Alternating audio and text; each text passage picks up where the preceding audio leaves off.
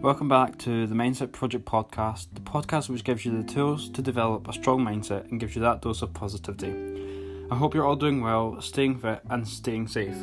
So in this episode, I decided to kind of discuss the importance of routine because I think it is possibly one of the most important aspects of our lives, and if we're able to have a winning routine, then we will obviously be able to smash the day ahead. It's also a very powerful tool that we can access in order to live a meaningful and fulfilling life. And I'll say this again, and probably will say this in most episodes, we're all different, so what works for me may not work for you. So for myself, I need to have a really regimented routine in the sense that I will have a list of things to do, what time, where, when, and my whole day is planned out. And this sort of just gives me a clearer and more structure to my day. So I'm just trying to highlight the importance of routine as opposed to telling you what you should or shouldn't do, if that makes sense. And sometimes these sort of things are trial and error, and it may take some time to lock something down that works for you. And that is the fun part, trying different things, seeing what works. And it is also a useful topic to discuss right now with the ongoing pandemic, because you may have gone from working an office job, or you might be a student who went to lectures on campus, which means you would be commuting to work or commuting to university, and you'll probably be now commuting to the spare room to work from home. And our routines have been flipped upside down completely, and organisations and governments across the globe have implemented a work from home policy to help stop the spread of the virus, and this might actually change the perception of working from home forever. I know, having university lectures online myself, I'm kind of struggling to stay productive because I don't have that social interaction that I would otherwise have had via in-person lectures, and I kind of prefer to learn that way. I need to have someone to be looking at and delivering a lecture to me in person as opposed to on a screen. So you now may think, how on earth does your routine have an impact on your daily life? Well, it's actually really simple. So having a haphazard routine will have a knock-on effect on how you go about your daily life and your overall mood. You won't have a focus or a set of things to do for that specific day, and this goes back to the previous episode where I talked about having a path or process to get to your end goal. And this is the same for having a routine. You'll end up doing things here and there at different times, and this is really unhelpful because people who do not have a good routine often suffer from stress. And this is most likely because having no structure will mean that you kind of feel overwhelmed with the tasks that you have to do for that day. And routines allow us to constrain our choices so that we have a limited number of choices at any given moment, which reduces the chances of getting overwhelmed and stressed. And when you do have these sort of haphazard routines, then you may start to have thoughts like, how am I going to get all this done? Or I just don't have the time to do all this today, and so on. So putting this pressure on ourselves will cause our body to release stress hormones such as adrenaline, noradrenaline and cortisol. This is our body's response to feeling in danger, and it is how we feel when we are bombarded with a list of things to do. And of course, in some cases, stress can actually be a good thing for us, but when we are under a stress for a prolonged period of time, for example, not having a good routine, then negative results will eventually occur, and it will essentially cause the body to wear and tear. One of the hormones that is released, cortisol, actually suppresses our immune system, which means you are more susceptible to catching a cold, the flu, and that sort of thing, which obviously in the current climate isn't great, because you do not want to be getting COVID-19. And an example of this is when we reach burnout. So we may be training hard or studying hard or whatever, and by doing that we're putting our body under so much pressure for a prolonged period of time that we eventually burn out, and we actually may end up catching a cold. And this is actually what has happened to me in the past. Generally speaking, I'm actually not too bad when it comes to catching the cold or illness, and I normally only get it maybe once a year, touch wood. And what was I going to say? The funny thing is that last year I didn't get the cold once, which is ironic because the whole world was pretty much bombarded with the flu or COVID-19. And if you have ever felt stressed, which I'm going to say that you have at least some point and to some sort of degree, you will know that it will have an effect on your sleep. And if you're catching up with yesterday's tasks or worrying about not being able to have done the task for today, then you're more likely going to be thinking about them in your sleep. And this will eventually have an effect on the quality of your sleep, and it will start to create this domino effect on the following days and weeks. You will start to wake up tired, groggy, really horrible, and you won't really feel motivated enough to do the tasks the best you can. So obviously, if the day before that you didn't have time to do the tasks that you set yourself, then they're just going to add up and add up and add up. And then when you get stressed and you're not sleeping properly, you're obviously going to start to feel horrible and groggy, like I said, and the motivation isn't going to be there, so those tasks are just going to get worse and worse and worse, and then before you know it, you've got all these tasks and you're just completely bombarded with pressure. So obviously, as you can see, this kind of creates this vicious cycle of being stressed and not feeling great, and you basically just make you feel like shit. And another thing that can happen as a result of this is poor nutrition, and this is mainly down to when you're not getting enough sleep. Obviously you're going to be less focused, so your judgment's going to be kind of a little bit off, so your decisions about what you eat and put into your body might be not as good as, say, you had a good night's sleep and so on. You also might feel that you don't actually have enough time to make proper meals because you have all these tasks that have been building up. So you might actually end up opting for like fast foods or something quick, which more often than not is not nutritious. And of course, not having a nutritious diet will obviously make you feel shit again, even more than what you already may be feeling. So you kind of get the idea that routine is very important, and we could go on and talk about the knock-on effect of each consequence of not having a good routine. So how can we actually develop a good routine? Well, the first thing I would say is just focus on the things that you can control, and by managing your own habits and behaviours, it gives you far more control over the whole kind of situation. And a really important part of developing a good routine is creating a routine that adds structure and predictability to your day. So we've just said a few minutes ago that the lack of predictability is almost certain to increase stress levels, and we all know that how that ends. And by doing this, I don't mean do the same thing every single day, every week, of every month, etc. But obviously your days of the week will be slightly different in some way, but stick to like a very basic structure for when you eat, sleep, when you exercise, when you go to work, activities and time to relax and so on. And the probably obvious place to start is set yourself times that you will get up and go to bed. Now this will allow your body to prepare itself for rest, and it also helps you look forward to sleep at night, meaning it will help you sleep better as you should be less restless. And the next step is to create a morning routine, so it's kind of like the sister to setting a time to go to bed.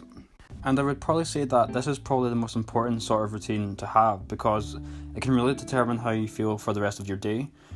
And what I mean by this, like if you have a stressful morning, well, it will almost certainly lead to a stressful day, and a more like kind of controlled, relaxed morning will lead to a more controlled day and so on.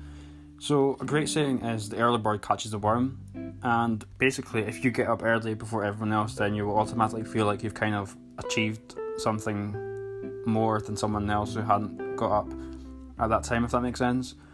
And obviously this will take time and it's not going to happen over the night. But another really important and yet simple thing to do is you should make your bed. And there was a really good speech from Royal McRaven, who is a US Navy SEAL, who explains the importance of doing the small things, and I would highly recommend you go and watch it. So making your bed sounds extremely ridiculous, but when you make your bed, it means you've accomplished the first task of the day, and you can kind of tick that off your to-do list. And in William McRaven's speech, he says, if you want to change the world, start off by making your bed, because if you can accomplish something early, then it will start a chain of reaction of accomplishing more tasks throughout the day. This one task by the end of the day could be multiple tasks. So if we look into this a little bit further, it also shows how important the little things are. If you can't do the little things right, then you won't be able to do the bigger things. And having a consistent bedtime and time you wake up has many benefits, including a brighter mood, a better job performance, easier to fall asleep at night, and a sharper memory, just to name like a couple.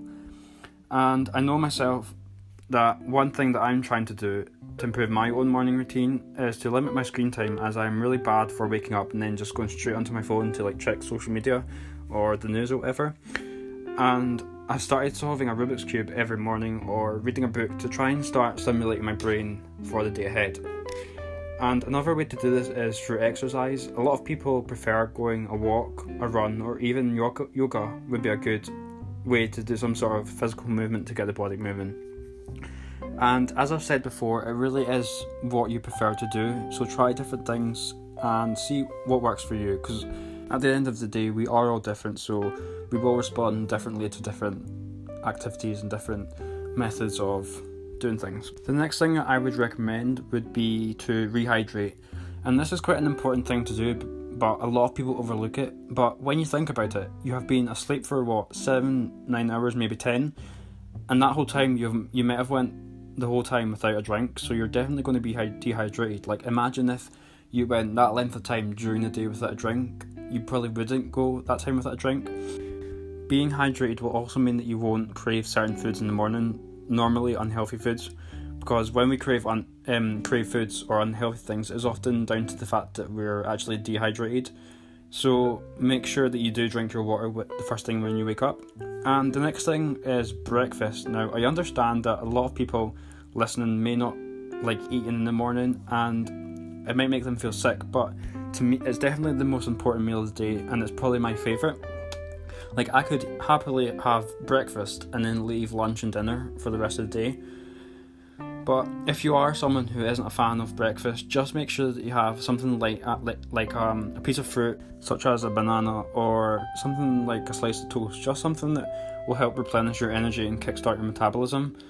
And once you've kind of worked out a morning routine, then the rest of the day is really up to you. Like, I can't really say what you should or shouldn't do because everyone's going to be different, so it's kind of just what fits into your kind of schedule.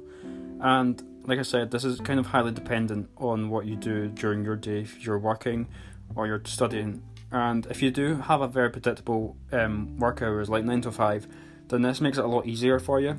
And make sure that you have lunch at the same time every day, because this will get your body used to preparing for meal times, and eating throughout the day is better for your metabolism.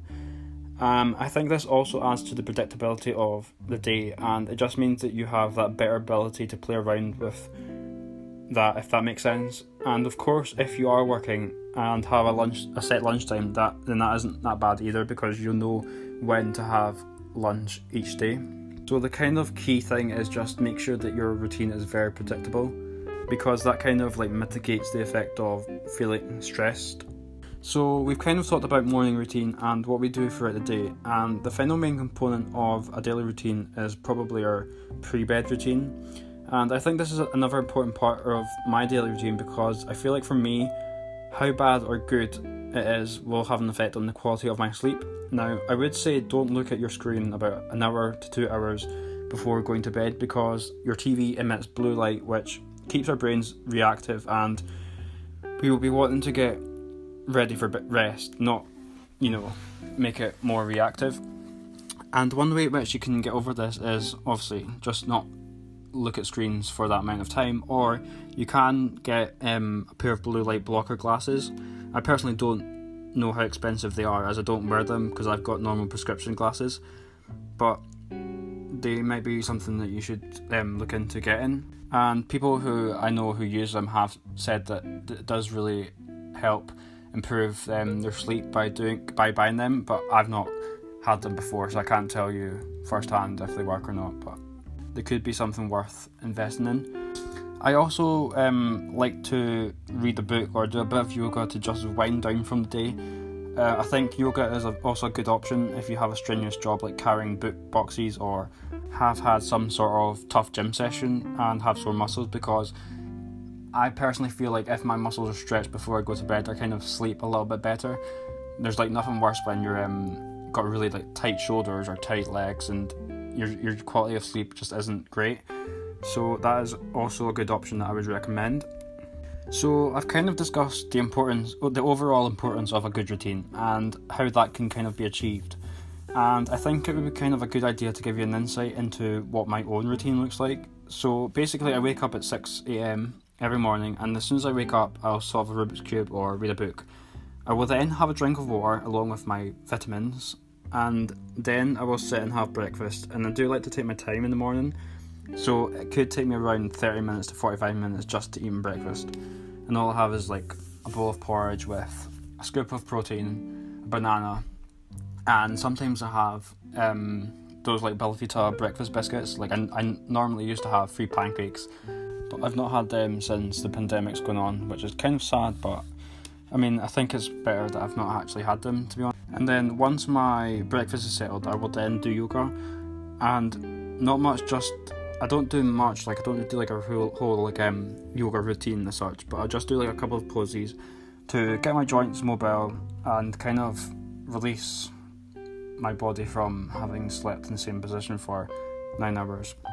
Now, I prefer doing weight workouts in the morning, so I currently do my body weight workouts in the morning, and then I will have a few hours of studying and classes.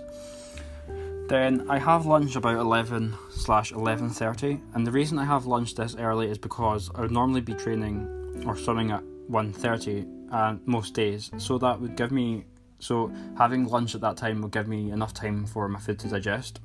And I've not really changed this as such because obviously it gives me like that predictability in my routine, so like I know when lunch is and I can actually get all my meals in for the day. I then have a mid-afternoon snack around 2 o'clock or 2:30, and then from lunchtime to about mid-afternoon I will normally have a class or training in like a normal situation, but at the moment I've just been doing a lot of yoga and mobility work, and I then try to aim to have dinner around 4 to 5 p.m.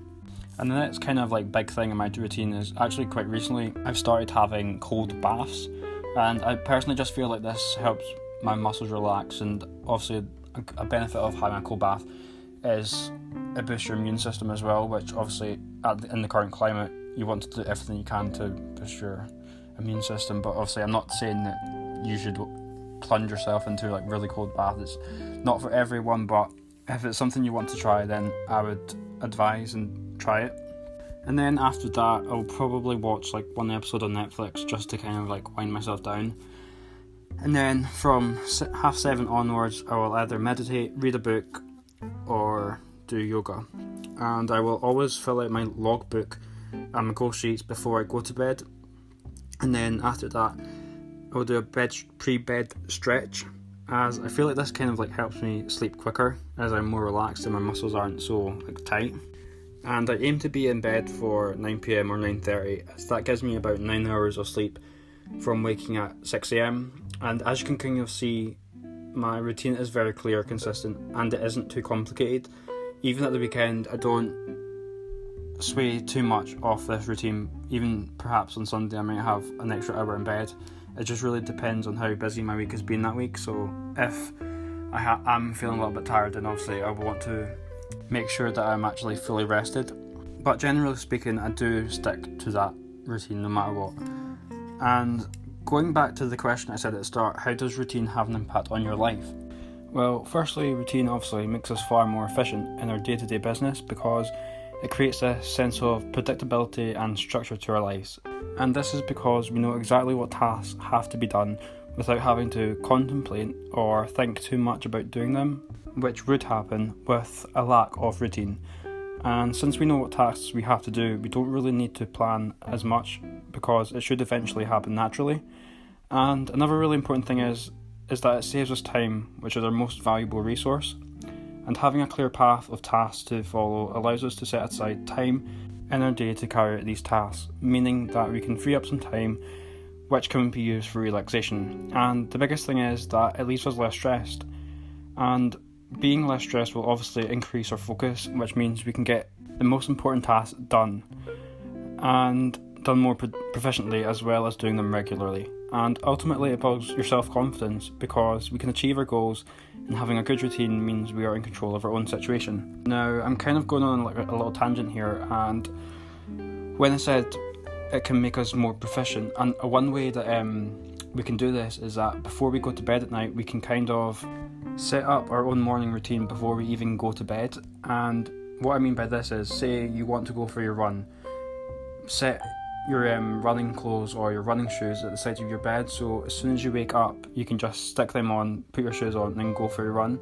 And this obviously saves time because you're not actually having to think about, oh, I'm going to go for a run, or wear my clothes, and that sort of thing.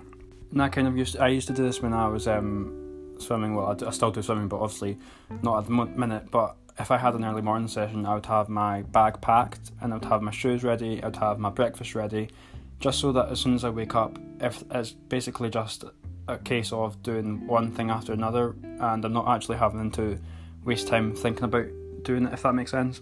So just have a play about if that sort of thing works for you as well. Like if you have a mug of tea or coffee in the morning, make sure that your cup is out in the morning, so it's just a case of having to boil the kettle and putting your tea bag in.